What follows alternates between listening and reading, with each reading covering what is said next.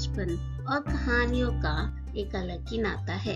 ये कहानियाँ ही तो हैं जो जिंदगी की छोटे से छोटी सीख बड़े ही सहज और सरल तरीके से दी जाती है और इसी सीख पर निर्भर करता है बच्चों का व्यक्तित्व। ये इन कहानियों का जादू ही है जो बच्चों को जीवन भर भूलने नहीं देगा कि जिंदगी में नैतिक मूल्य का होना कितना जरूरी है। दोस्तों, आज हम एक नई कहानी सुनते हैं।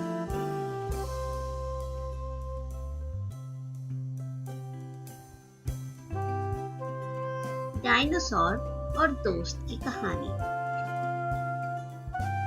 बहुत समय पहले की बात है। एक विशाल और ताकतवर डायनासोर एक हरे भरे जंगल में रहता था। उसका नाम था डायनो। डायनो का कोई भी दोस्त नहीं था क्योंकि उसकी विशालता और ताकत से सभी डरते थे। एक दिन जंगल में एक छोटे से चूहे की मुलाकात डायनो से हुई। चूहे ने डरते हुए कहा, हेलो डायनो, मैं तुम्हारा दोस्त बनना चाहता हूँ। क्या तुम मेरी दोस्ती स्वीकार करोगे? डायनो हंस पड़ा और कहा, तुम बहुत छोटे हो, मैं तुम्हारी दोस्ती की जरूरत नहीं महसूस करता। चूहा उदास होकर चला गया, लेकिन डायनो ने सोचा कि शायद उसे भी किसी दोस्त की जरूरत है। एक दिन एक बड़ा तूफान आया और डायनो की गुफा में पानी भरने लगा। डायनो बहुत परेशान हो गया क्योंकि उसकी ताकत और विशालता के बावजूद वे अकेला था और मदद नहीं मांग सकता था।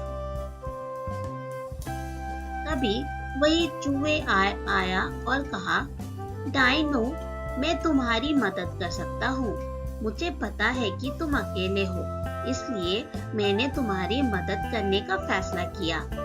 चूहा तेजी से काम करने लगा और गुफा के पानी को निकालने के लिए एक योजना बनाई। उसने डायनो को दिशा दिखाते हुए और खुद को कड़ी मेहनत करते हुए गुफा को सुरक्षित किया। डायनो को चूहे की मदद से राहत मिली और उसने महसूस किया कि सच्ची दोस्ती में ताकत और आकार का कोई महत्व नहीं होता। डायनो ने चूहे से कहा, तुम्हारी मदद के बिना मैं यहाँ फंस जाता।